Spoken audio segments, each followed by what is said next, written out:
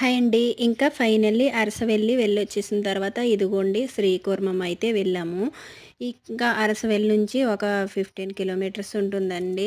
ఇంకా అరసవెల్లి నుంచి 15 కిలోమీటర్స్ కదా! ఆటోలుంటాయండి డైరెక్ట్ ఇంకా శ్రీకూర్మంకి. ఇంకా శ్రీకూర్మం వెళ్ళామాట. ఇంగోండి ఇక్కడ ఇలా శిలాపలకం మీద ఎన్ని అవతారాలున్నాయి అనేది రాసి పెట్టుంటారన్నమాట. విష్ణుమూర్తి ఎన్ని అవతారాలు ఎత్తారు అనేసి ఇక్కడ రాసి పెట్టుంటారు. ఇంక ఇదిగోండి గుడైతే ఎప్పుడో పురాతనమైన గుడి కదండీ!